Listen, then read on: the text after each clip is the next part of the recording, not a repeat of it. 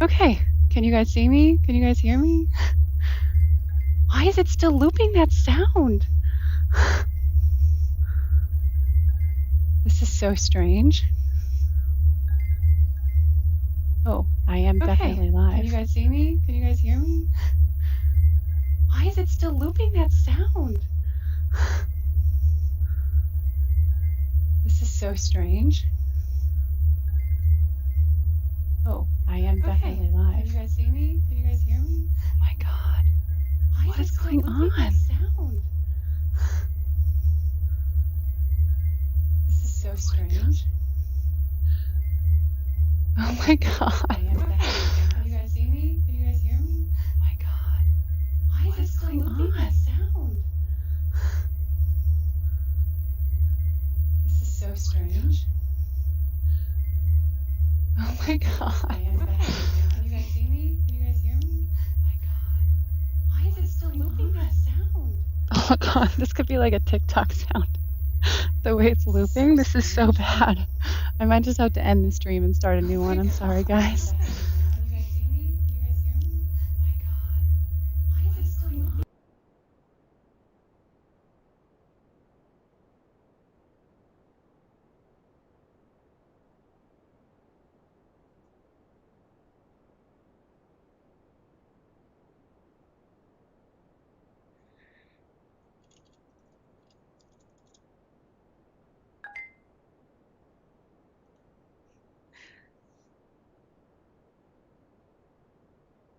Okay. This is crazy.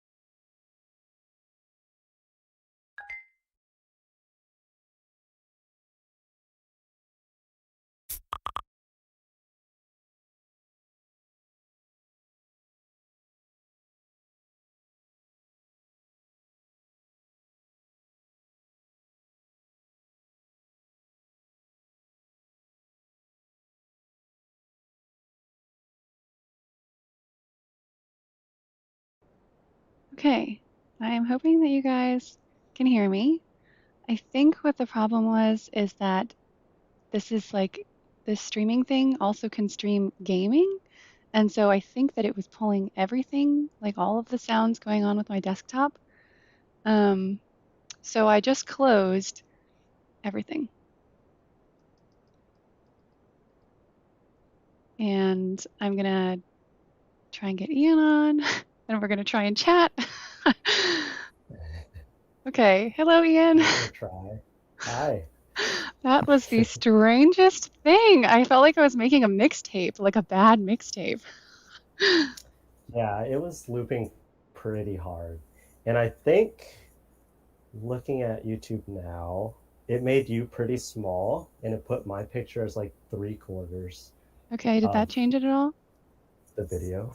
There's like a small lag, so All right, yeah. We'll see. Oh, now I'm cut off. So Oh it's my probably gosh. more like your stream. Okay. All right. So as you guys can see, we're figuring out how to do a live stream. I think someone said good thing it's not a required skill for any. Okay, so can you move over to the side of your screen? I'll move over to the side of my screen and then you know what I mean? We'll do that Okay, yeah, towards the door. yeah. Give it 1 second so I could see. Oh, that's the other problem it has. Keeps dropping him out. We might just have to do a new live stream. This is, listen, if you guys ever want to do a live stream, let me know because I, after this, will have a lot of experience in all of the ways that it could go wrong.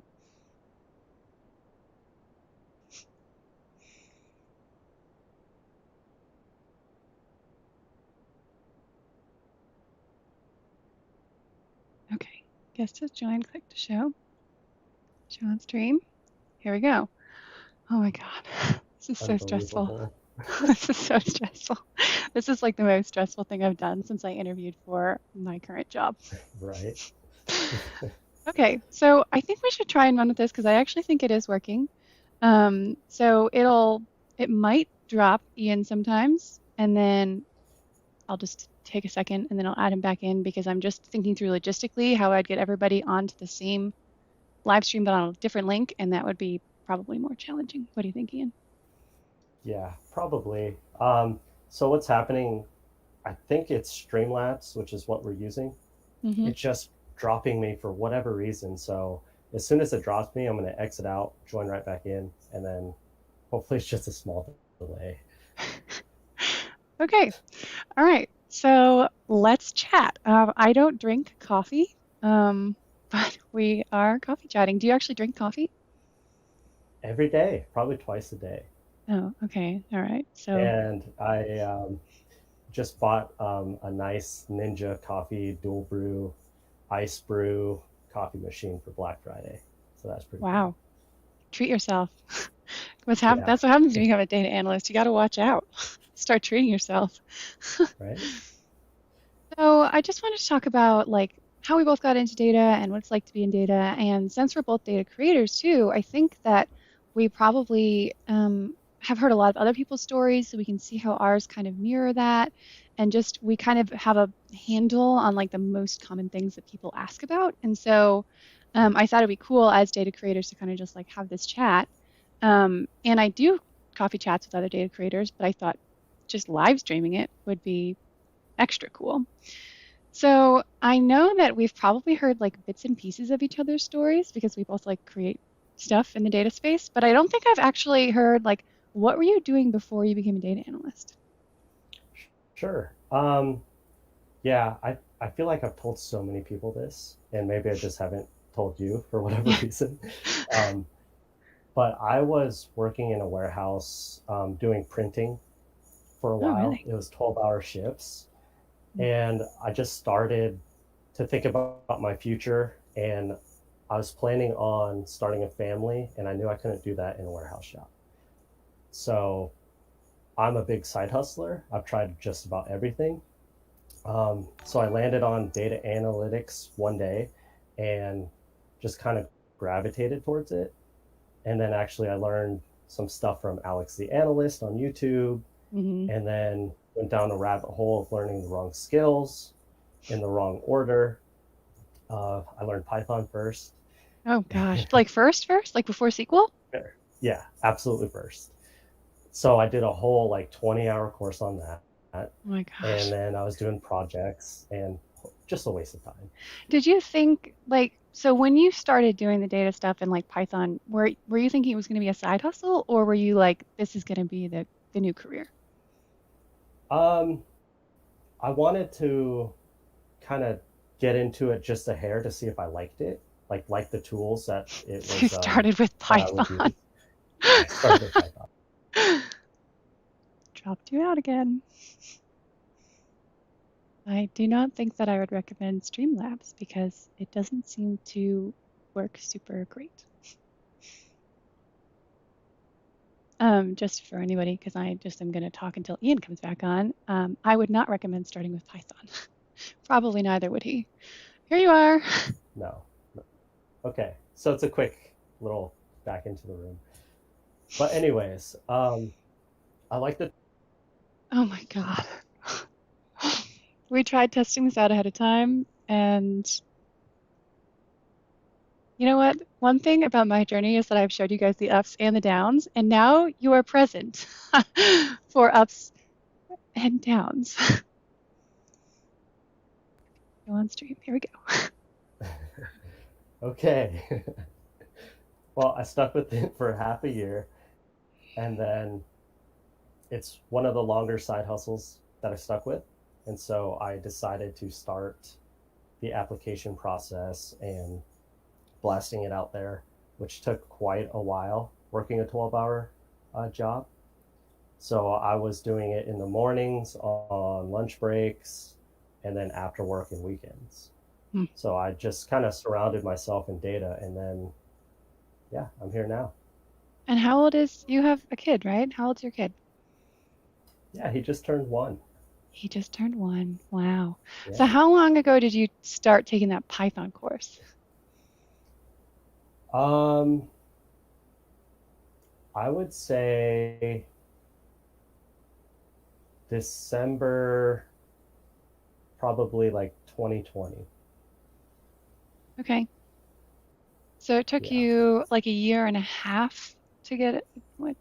No, wait, 2020 to 21. Uh, Yeah, how long did it take you to get a job?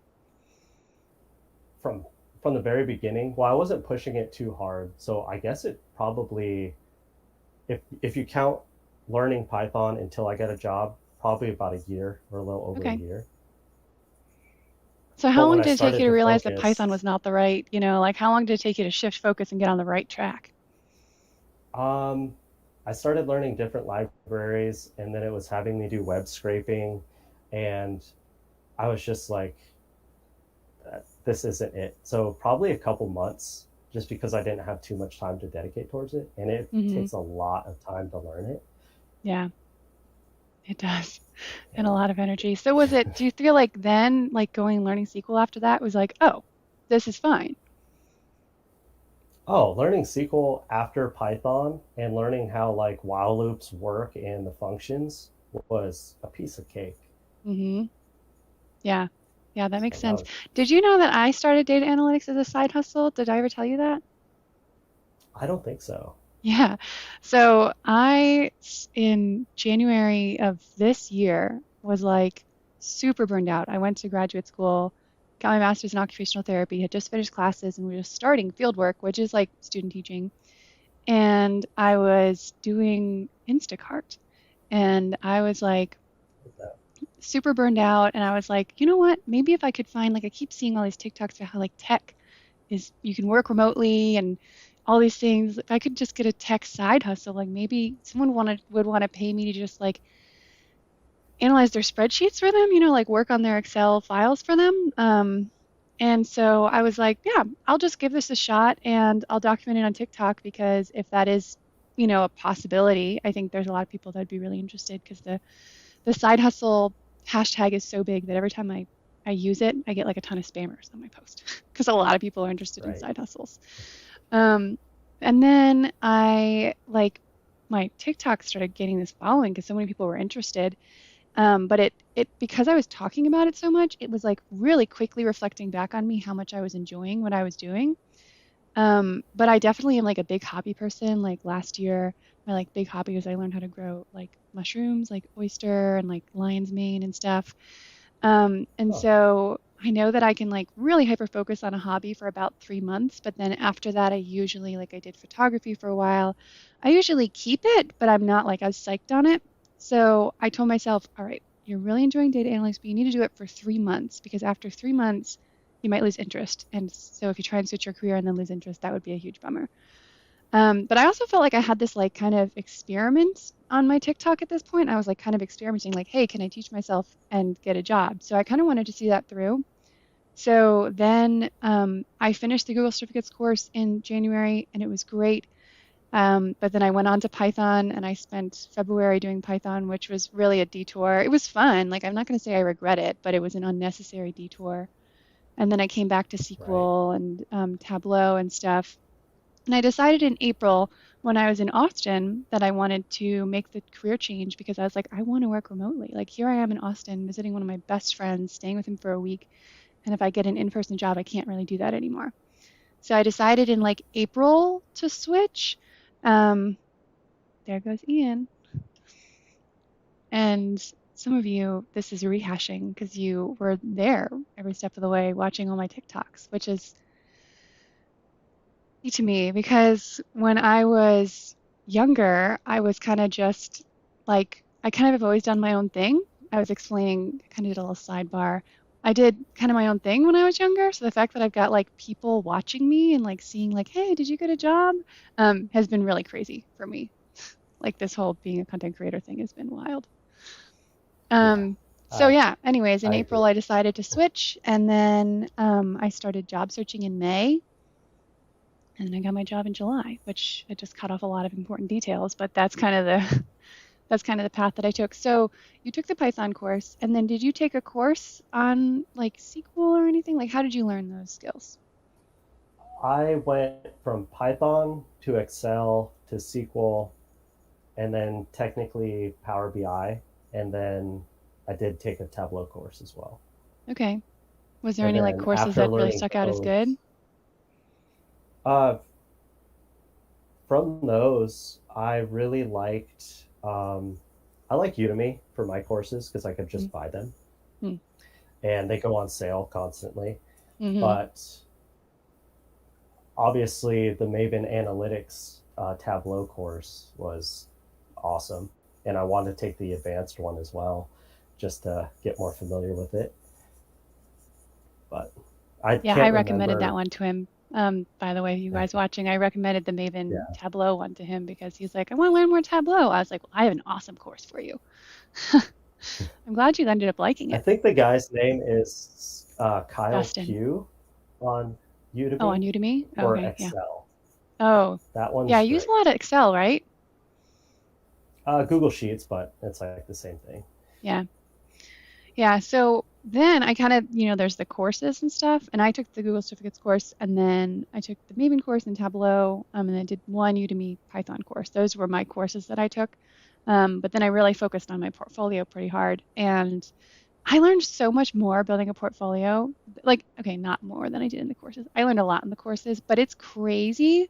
Like, to people who say to me that they don't have a portfolio, I'm like, you just missed so much learning. I learned so much when I had to go and actually like find the data and like ask myself questions and then be like, oh, I don't know how to use this function. I don't know how to use this function. Did you have that kind of an experience when you were building your portfolio?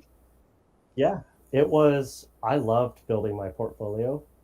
I did about 3 projects, and I think I learned more of what I didn't know doing those projects.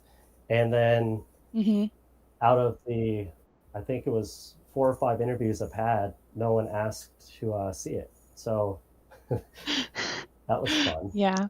Well, I think that quite a few people did not ask to see mine. Some of them I think did look. But I think just having one, like I mean, you can tell me what you think, but for me, just having a portfolio, when I talked to hiring managers, they didn't actually need to see, like my current boss did end up looking, but other people they didn't need to see it because I already had that kind of like fluency in talking about it because I had the portfolio. And so I was like, yeah, I did this portfolio piece and I used these skills and then I had these challenges. And just in reflecting to them the way that I thought through it and the tools that I used and kind of the functions that I ran in general, I found was enough for at least half of my interviewers that they didn't actually need to see the project because they knew they were hiring an entry level person anyway, so it's probably not going to blow anyone out of the water. Did you Right. did you have that at all? I I did exactly what you did, but I put that on my resume. So that could have been a reason why. And then they did ask questions about the portfolio projects, but they never asked to see anything. So I just went into more details about how I use the skills. But it was definitely in detail on my resume already. Yeah, so that probably, like that, because I found that once I got portfolio projects on my resume, it definitely made a difference, even though like nobody seemed to ask about it. Like the fact that it was there definitely seemed to make a difference. So there's this like middle zone, I think. You like learn the skills, you got your portfolio, but then between that and getting a job, there's this like gray zone of like you have to figure out how to job search. Was that difficult for Right. you? Um, I don't think it was that difficult. It because there's definitely a lot of jobs out there when you just type in data analyst. I've always had the mentality of apply anyways, even if you're not qualified. Ah, there he goes again. Thanks to everybody watching along. I have not been following the chat, so I did just come into it on the word colonoscopy, so I might have to do a little bit of reviewing. Thanks, guys. Um, yeah, hey Lauren and Chris and Adrian and got lots of people on here. Lauren, I decided in April. Isn't that crazy that I decided in April to switch careers and then in July I got my job. Show on stream. Hello, you're back. Yeah. I have to do So these like awkward to pick up, sidebars when you come out because I like don't want to just sit there. And so I'm like, all right, right? I'll try and like say something, then I bring you back in and you were in the middle of a thought. So what were I you know. saying? So I'm not sure right where I cut out, but Mhm. I was blasting my resume out there and applying to everything. If it said 2 to 3 years, I would still apply. I'm sure it's an entry level job. So if I got in front of the right person, I'm sure I could talk to them and explain my skill set. So that was my, I guess, strategy. But the real strategy that I think that worked was I try to do the extra step of reaching out to the job poster, um, emailing the hiring manager if I could find their email anywhere. And so that's what I did at any point in time that I could. Mm. Yeah, the email is Was an it interesting one. difficult for you? Yeah, I mean, so how many months would you say you were job searching for, or weeks if you were super fast? Uh, with the interviews, because they like to throw them out in separate weeks, probably about 3 months, I'd say. Okay. Yeah. Yeah, that's about how long it took me. Interviewing was tough. I mean, I did have at that point in time 20,000 followers on TikTok, and who were really following me to ask the question if I could get a job or not. So I'm sure that contributed a little bit to the anxiety.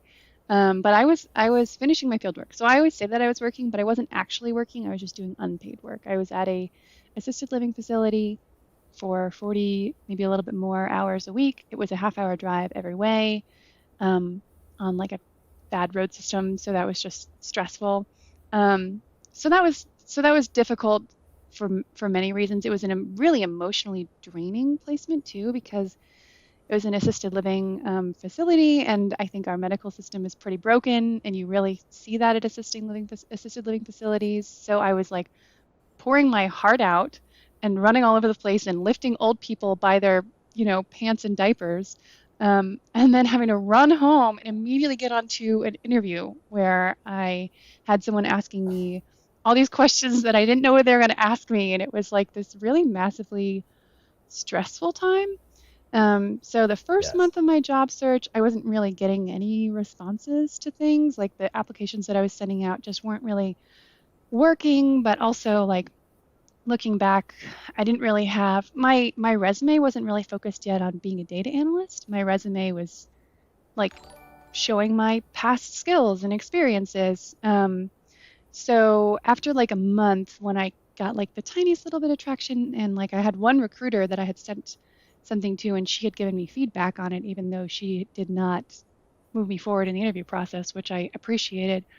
So I changed my skills. I took out all the soft skills from my skills section and just kept in the technical skills.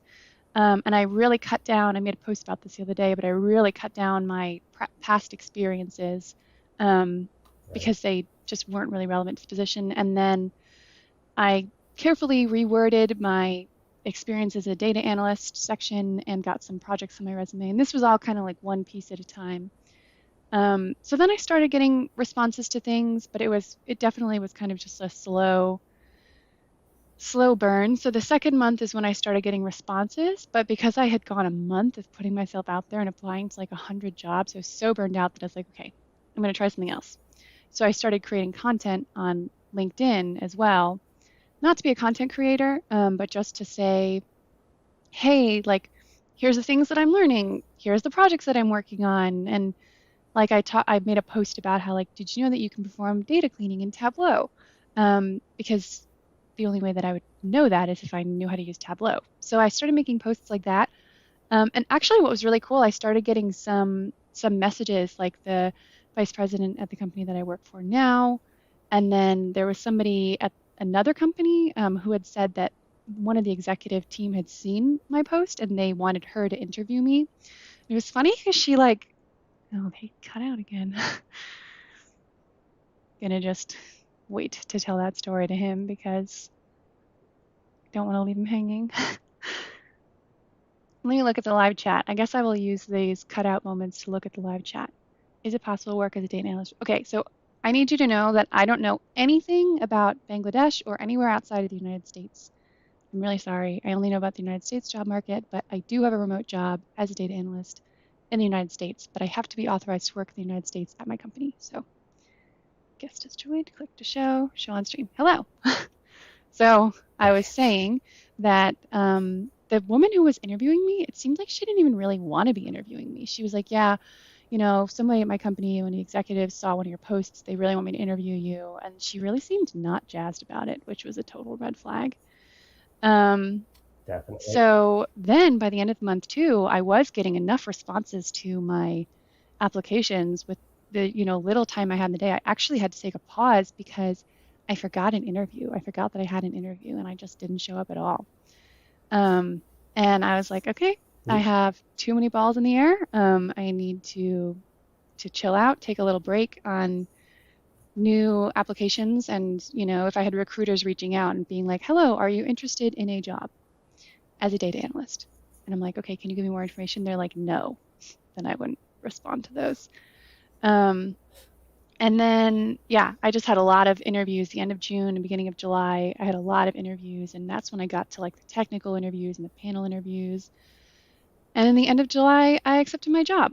So I've heard some people job search for longer, Nice. so I guess I can't say that it was super hard, but it felt hard to me, you know? Right. And there's a funny thing about you missed your an interview. I I was getting a little bit more traction during like a 2 week span where I would get a random call and they would say, "Hey, is this Ian? And we see that you applied for the data analyst job." But I'm like, I applied to 50 of them last week, so I don't know. Who are you?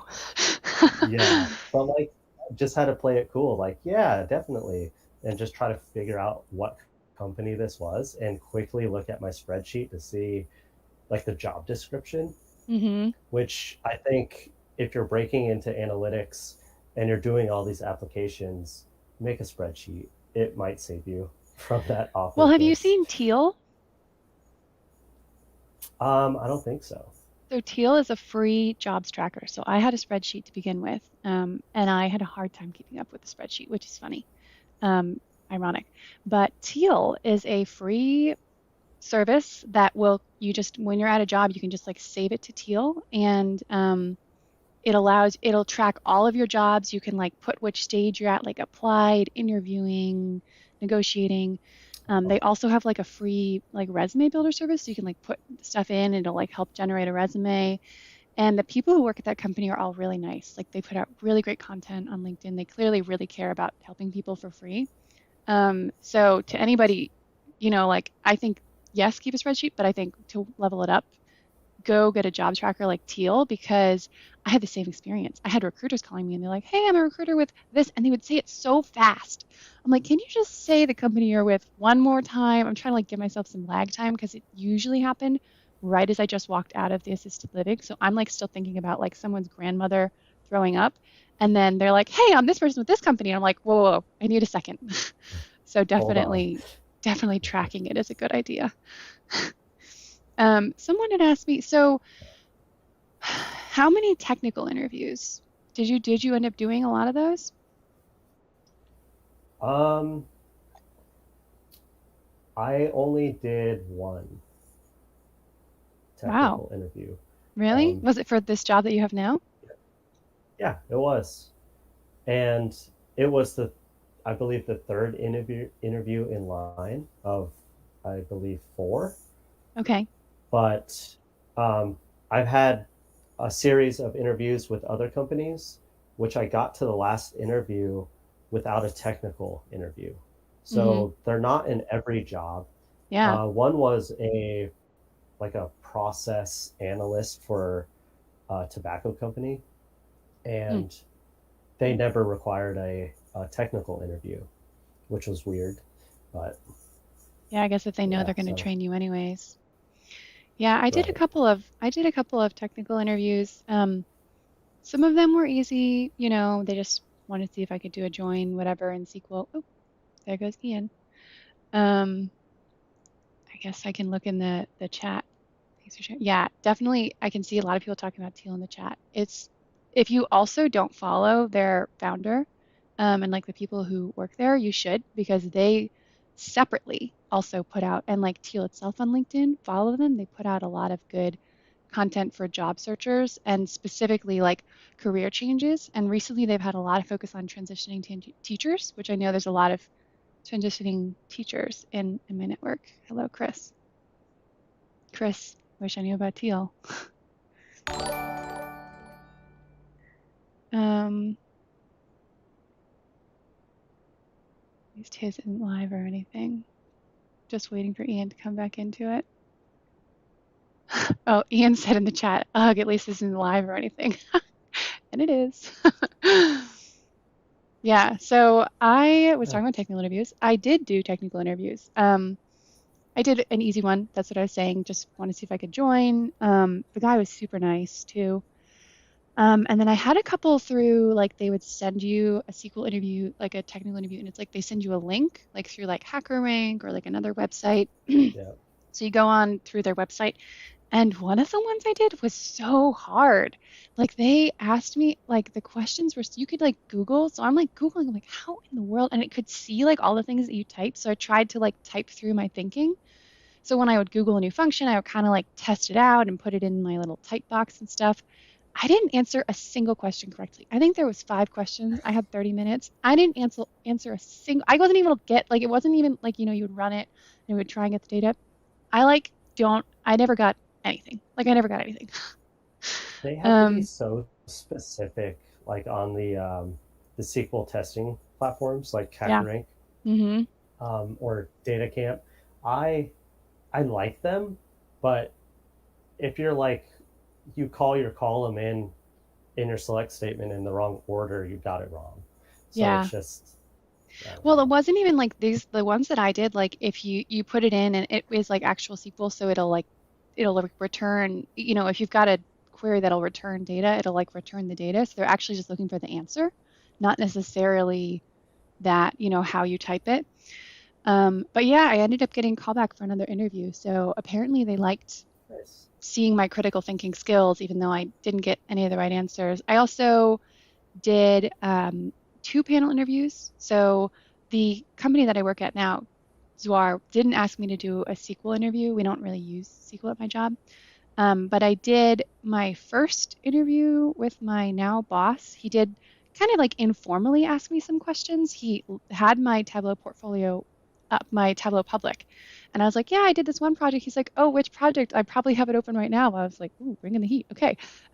So we talked about that. And he asked me some like informal questions.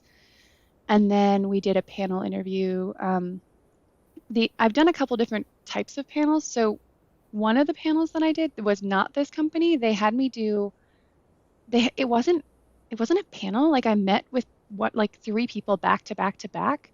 Um, and they just kind of asked me like behavioral questions, like tell me about a time that you failed and how you recovered from it and stuff like that.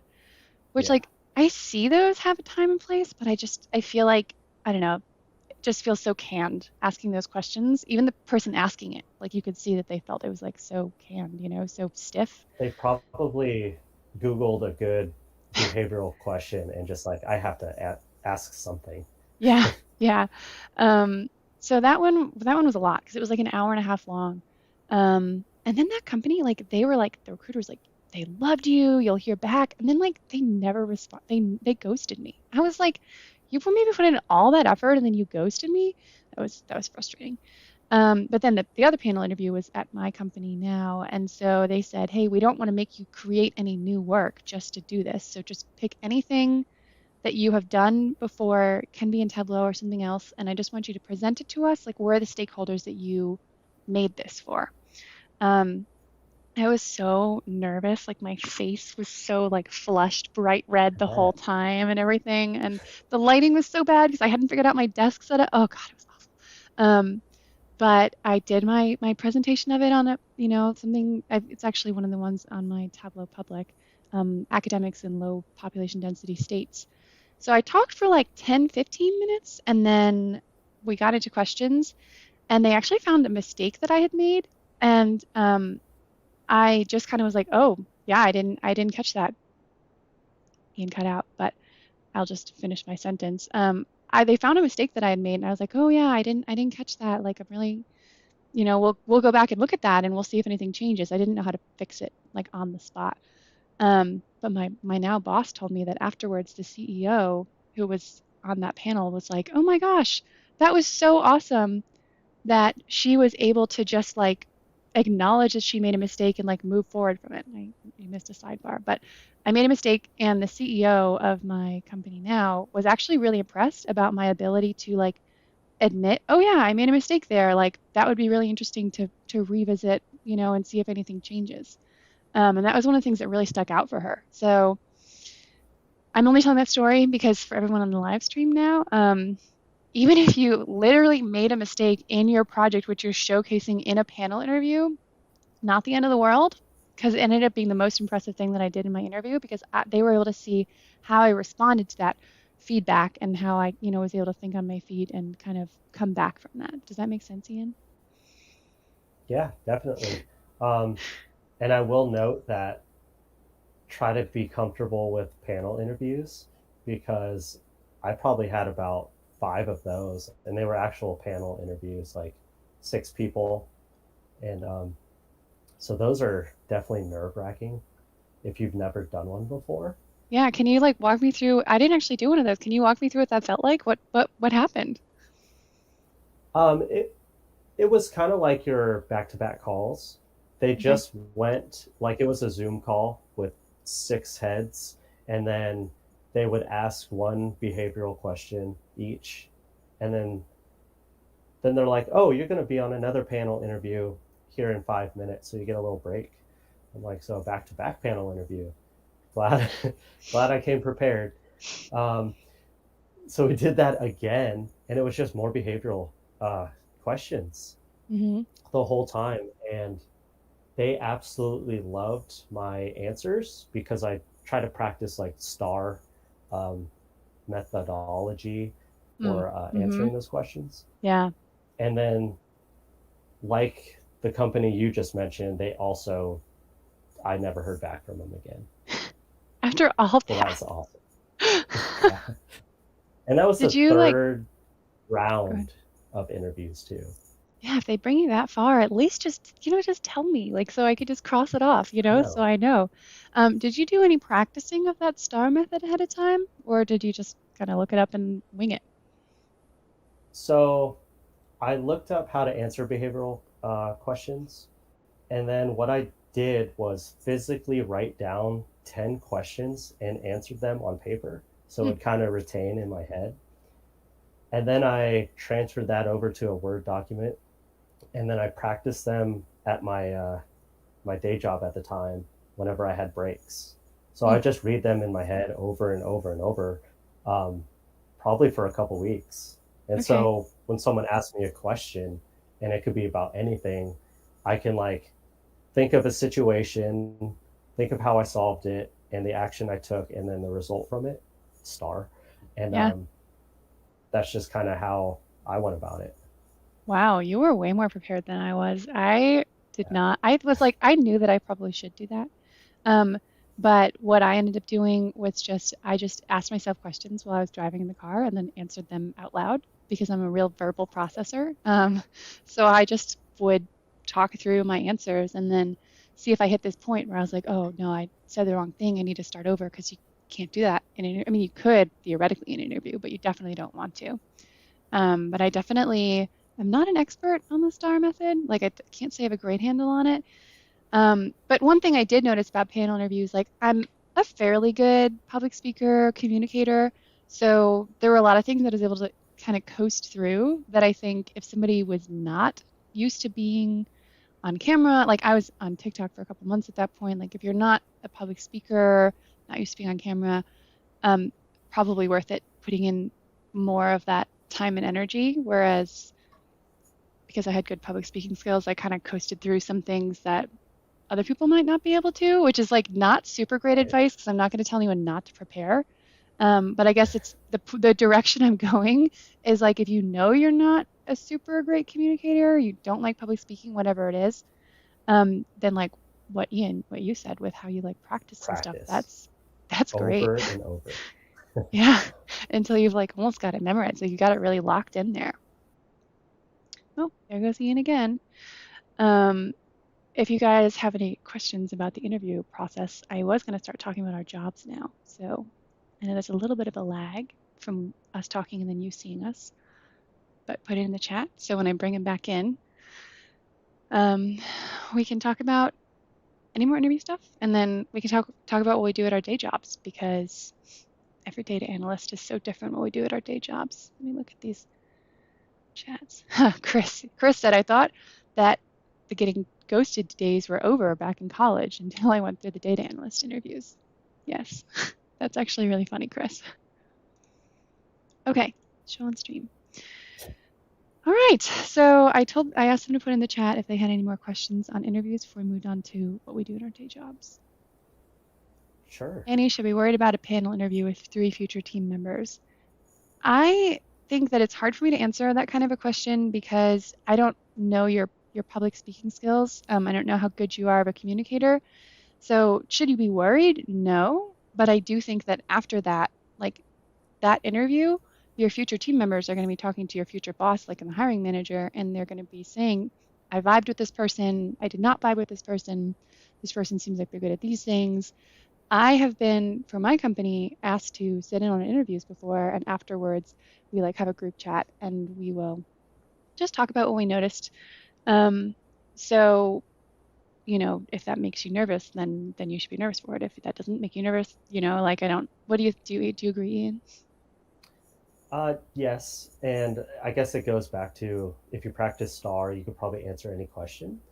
Um, Now, if Mm-hmm. they had a panel interview and they said it's a culture fit interview, that one's probably going to be a lot more relaxed and just kind of like a casual talk to just to get familiar with you, to see who you are as a person. So I wouldn't worry about that one in particular. Um, the only real interview I would worry about is probably the technical one Mm-hmm. because, well, not everyone's like me, but my brain shuts off during that. Yeah, someone just So said brain fog in the chat. Yeah. yeah, 100% that's me during a technical. Yeah. So did you have anything this in the chat? What were some things you were looking for in a job or a company? I will say I had a lot of things I was looking for at first, but by the time I got to the end of my job search, I was looking for a job as a data analyst, because I realized how important it was just to get a foot in the field. So like foot in the door. So Yeah. I can say these like things that are like nice to have, but I'm not going to pretend to you like, oh my God, these were red flags. I would never do this because I was kind of like I could do a really shitty job for 6 months if that's what it took to get me into the industry. So I just want to preface by saying that. Did you feel that way about it, or were you like still kind of being very selective about the companies? I was not selective at all. I think the only selective part was Oh, the only selective part was that's where he dropped out. Also, I feel like my camera's like not focused. Like when I'm on Zoom calls, my camera definitely is focused, but at least the me that I'm seeing on my screen is very fuzzy. Okay, thank you, Annie. It's interview 4, the person who asked if they should be worried about a panel interview. Um, yeah, I mean, if you feel like you've done a like culture fit interview so far, then you've already done that. But if you feel like you haven't, then it might just be a culture fit. So you were in the middle of a sentence and you got cut off. did I leave a cliffhanger? Yes. um, uh, was a remote job. I wanted to work Oh. remotely. My Mm-hmm. wife uh, gave birth probably a few months before I landed this job. Mm-hmm. So being home was like definitely one of the biggest things I was looking for. Yeah. Yeah, I wanted to have a remote job. I really cared a lot about culture. Obviously wanted to have a nice salary, but that was not number one on my list. I wanted to be somewhere that I was going to learn, that I was going to have an actual mentor who was going to actually mentor me and I could learn from them because, again, I knew that this was just my first step into the field. So if I'm looking at a whole career, what's really important to me is that I have somebody to really start me off on this career. Um, and so that was important. And then, yes, one of the big reasons I got into this field was to be remote. So I got super Right. lucky because I have an amazing boss. I've learned so much from him. My company has amazing culture, and I work remotely, and they're cool with me traveling. Like they really are actually cool with me traveling. So all the things that I were like said were nice to have, I ended up getting, which is amazing. But it's definitely not because I turned people down. Ian dropped out again. It's definitely not because I just turned people down if they didn't fit those criteria. I just got super lucky. Oh yeah, Mike said that he did a technical interview where they let him use Google. Mine, I think I was able to use Google on all of mine, except one of them was like over Zoom, so it would have been like a little strange to Google something like while like in the middle of a face-to-face conversation with somebody. But every single one of them, I was able to have notes with me, and so I would never have had to come up with the syntax of SQL without like having my notes right in front of me. So I thought we could talk now about our actual jobs, because that's another Sure. important part of this puzzle. I know that you're a data analyst, and I know that you use Sheets, but I actually don't know much about your job. Do you want to just tell me about it? Sure. So, yeah, like you said, I'm a data analyst. I primarily use SQL, um, probably 2/3 of the time, and then I use Google Sheets to kind of build trackers or put all the data together after we aggregate it down from the SQL queries. Um, Probably can't talk too much about it because it is just customer data. Um, I do work with probably every department of the company, so financial, marketing, sales, and then just like the product itself Mm-hmm. to give the data that the stakeholders want. Yeah. And then I guess I'm in charge of a couple weekly reports and making sure those are all right. So I'll just refresh my queries in my Google Sheets every week just for those. But I guess a day to day would kind of, I'd go to my boss if I'm not currently on a project, and then he would. Oh, okay. So that's where he left off. He would go to his boss if he's not currently on a project, and he would, because like he keeps cutting out, and then I keep answering something in the chat and then forgetting where he was to when he comes back in. Yes, hello everybody. The stream keeps kicking him out. If anybody wants to help us, email Streamlabs. Let me know. Sign a petition. Welcome back. You were saying Okay. if you weren't on anything, you would talk to your boss. And he would give me a new project.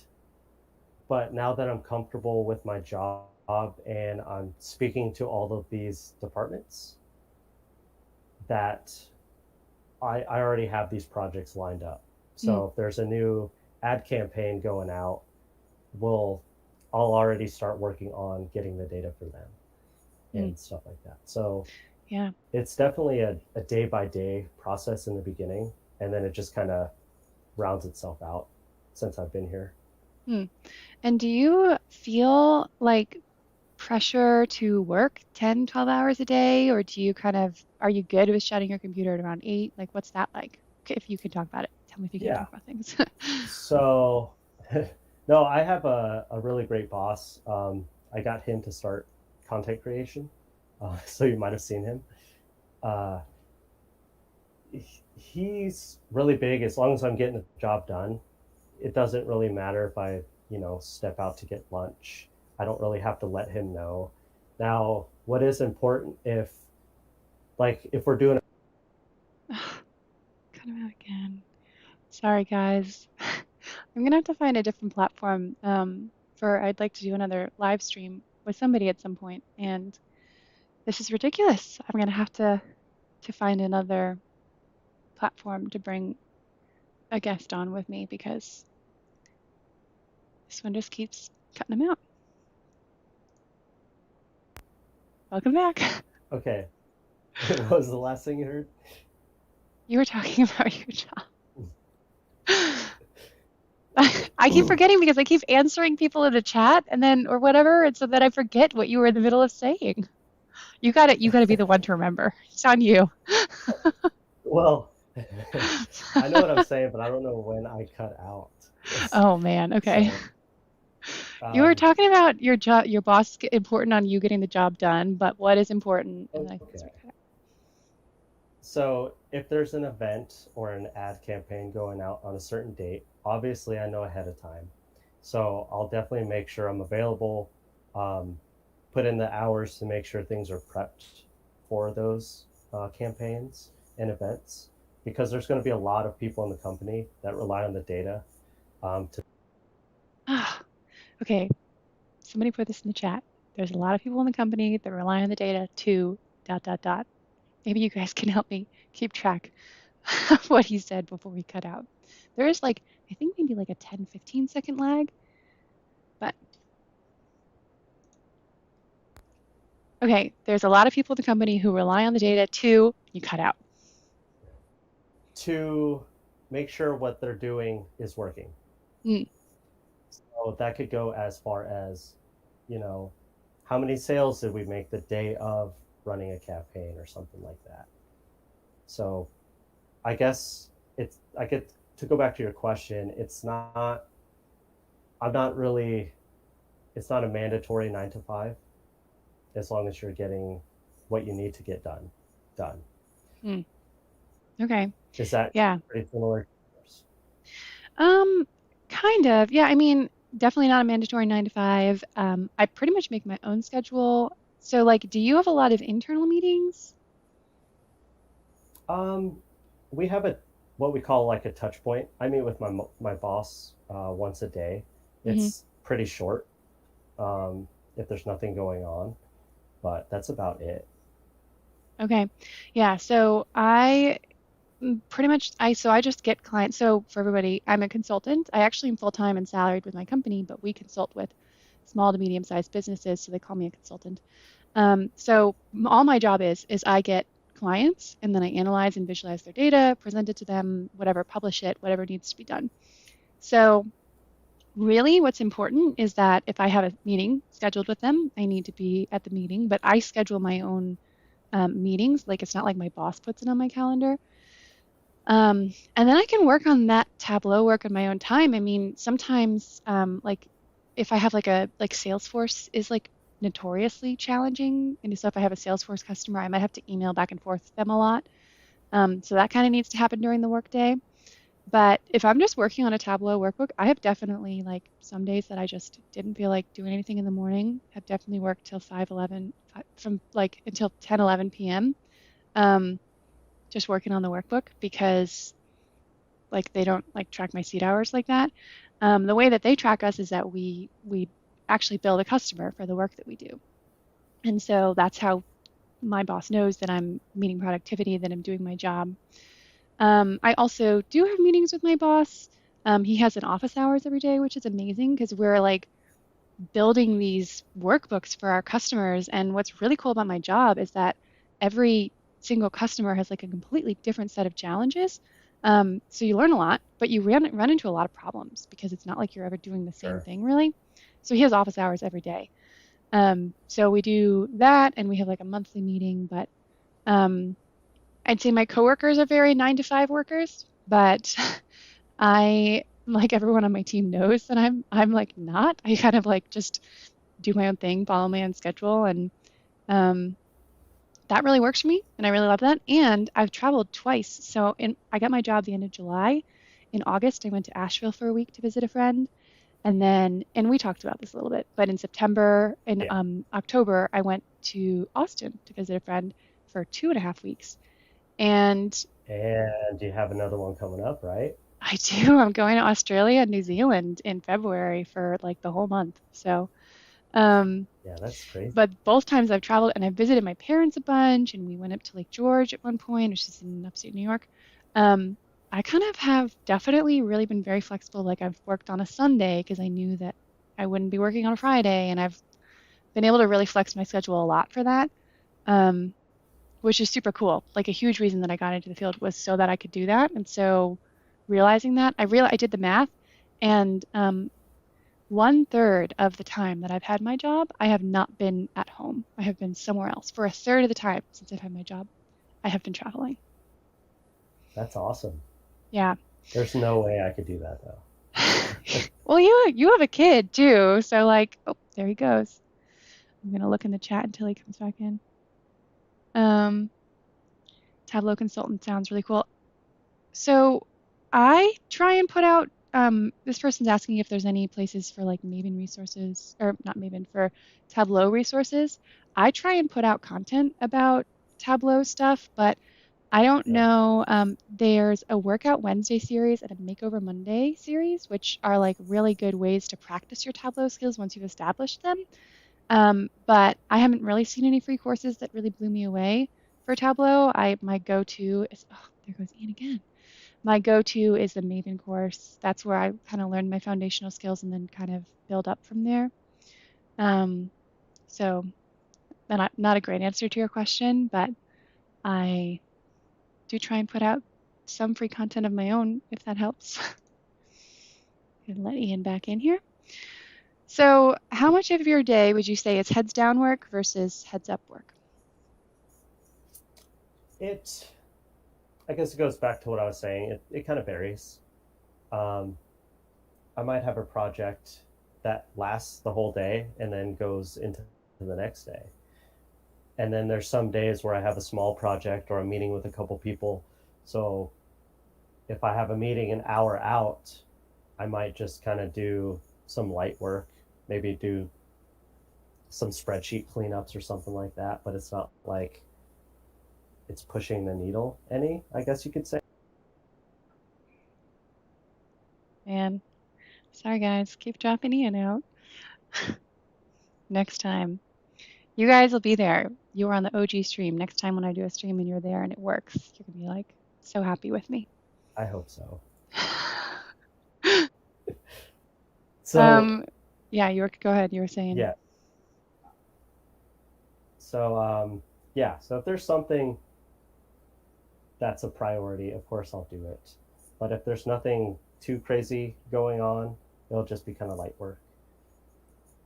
I keep So I would picturing say Alex the analyst watching this because we just keep like this just like we're trying our laughing, best here, but I just keep picturing him like tuning in and just like watching us like just have this happen again and again. bombing. Yes. He he probably joined. He's probably watching, and Alex, we know that you're watching.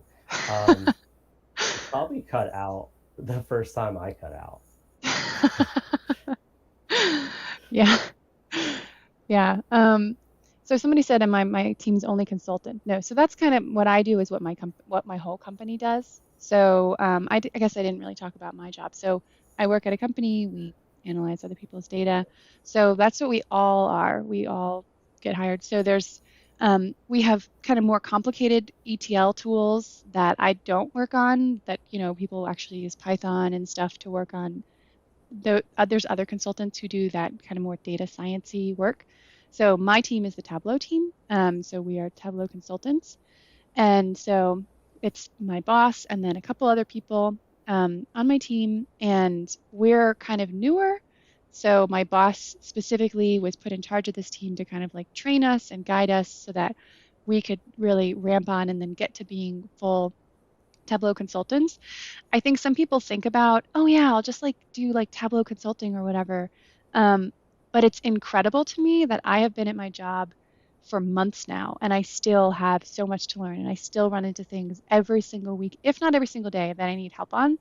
Because when you're consulting in Tableau, you really just encounter the full spectrum of, their data is from these different sources and you have to figure out how to get it in, and then none of the join keys actually line up, and then they're actually this account name and this account name aren't the same, and so there's like data stuff that's tricky.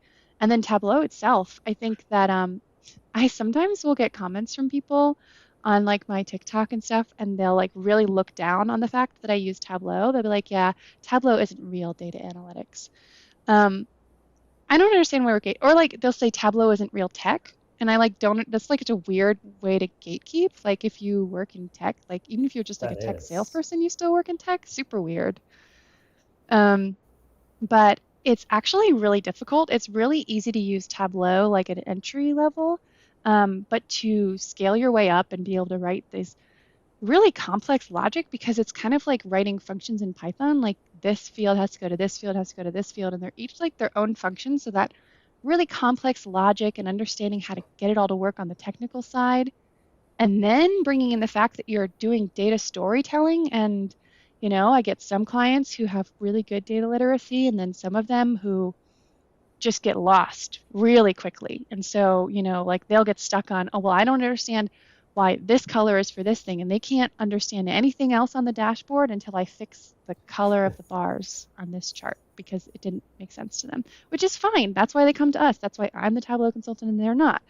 um, but it's being able to kind of piece together the technical skills as well as that design and data storytelling and prioritizing what goes on screen and how, um, is way harder than I thought it could be. Really, really cool. Like I really love my job, and every client I get, I sometimes get nonprofits or I'll get, bigger companies or whatever.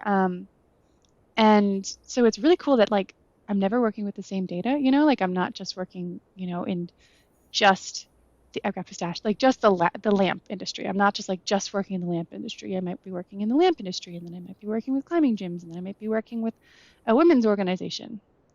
Ian cut out. None of these were real examples because I can't give you guys examples of my actual clients, but these are examples of how diverse my job can be, which is really interesting. Let's take a look. It's Yeah. 6 o'clock. We've been on here for an hour with so many technical Already been difficulties. an Let's take a hour. look at this chat and then we'll start wrapping it up. Let's see if did you notice anything that jumped out in the chat? Let me take a look.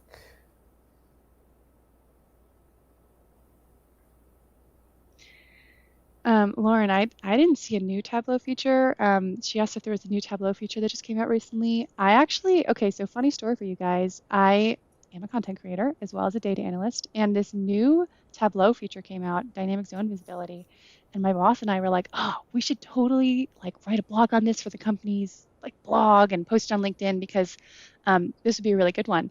And the marketing team was like, oh, I'm not really sure how well that's going to do. Like, and so we were like, no, I really think we should hop on posting something about this new feature. And not they weren't supportive, but like they just didn't have that kind of social media experience like I have had. And then we posted it, and it actually did do really well. I was like, oh, yes. So that was That's awesome. funny story. So did you see anything in the chat, Ian? Nothing that we haven't really um, covered. Do you guys have any So questions for us before we log off about our jobs? I'm so sorry that this streaming problems really took up so much of our time, but we talked about, I what did we know talk about? We talked about what got us into data. our We talked about how we journey. got into data, interviews, our jobs. Do you think there's anything about your job that you should tell the stream that we didn't get to cover? Um, I guess just no, not really. I mean, I don't use a BI tool in my current job, Hmm. which is something I think was kind of odd Can you while I talk more was about what you like mean by BI applying for tool jobs. for people watching? Either Tableau or Power BI, or even Data Studios, or the number of other ones there are. So I don't use any of those at all. So there are jobs out there that would just require like just Tableau or just SQL and Excel. So Hmm. I don't know, just keep an eye out for those and go towards the jobs you want to work with, the tools you want to work with. I guess, if that makes sense. I don't know. Yeah, there's so many jobs. I made this video the other day talking about the bare minimum you need to do to become a data analyst. And so many people commented on it and they wanted to add on, well, you need to know this, you need to know this, you need to know this. I was like, Right. it was not a comprehensive job posting that I was just reading to you. I was just reflecting. I said that Excel and SQL are like the things you see in like every job posting. And then adding on Tableau, I think would also be a really good thing. But those are kind of the core that you see. But then some positions want Python. Some positions, like in Of like the course. social sciences, usually want R. You see less of those, but they want some want experience with Snowflake, like whatever it may be. So you're right. Like kind of you can kind of drift towards the ones that really seem to suit what you think you're going for. Um, or you can just do the approach of trying to get a job and niche down later, because that's initially I was like, yeah, I want to get a job that really vibes with me. And then I was like, I want to get a job and then I can get a job that vibes with me Yeah. later.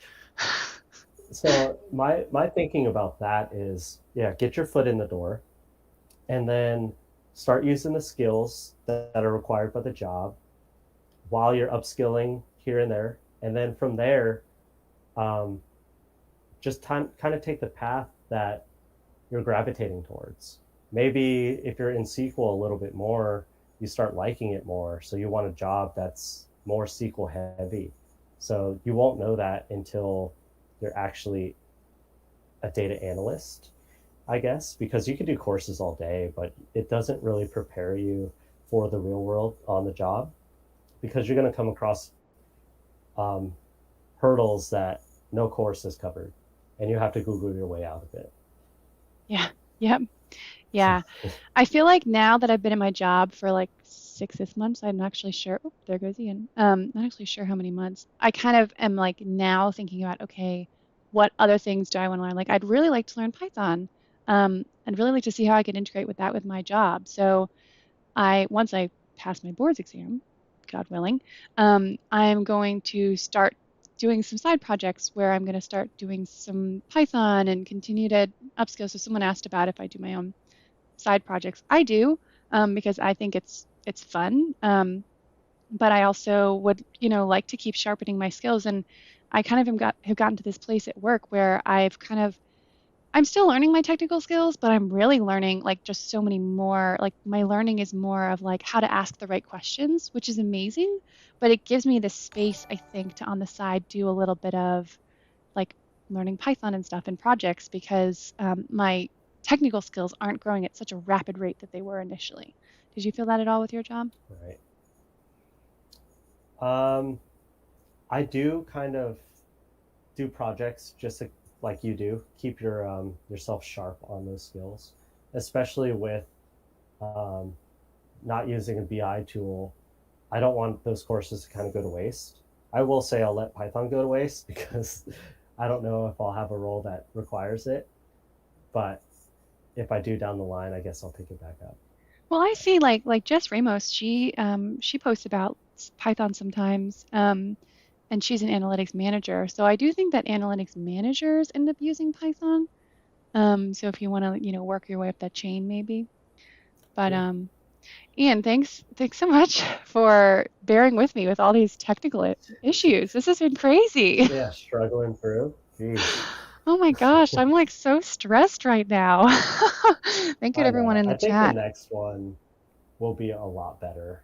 We'll Yeah, we'll well, figure this out. gonna have to like test it like these new streaming platforms. We decided for everyone, like we haven't been talking about, like we haven't been planning this forever. Like we just talked about it this week and then we had things going on. So we did a little bit of testing this platform, but we didn't get to do a bunch because we didn't expect that it would do this. It has such great reviews. So lesson learned on that one. But Yep. I'm super glad that everyone was able to come. And this was my first chance to interact live with my followers. How about you? Yeah. This is the first video I've ever done. I don't do anything live or videos or even pictures. And Hmm. I only post really text-based content on LinkedIn, so this is definitely strange for me, but it was fun. Well, Ian, well, everybody, this is what Ian looks like. You guys all probably know what I look like already. Outside You've my seen my profile videos. picture. Yeah, yeah, it's so funny how looking at people's profile pictures, and then if you ever get to talk to them in real life, you're like, interesting. Right. Okay, well,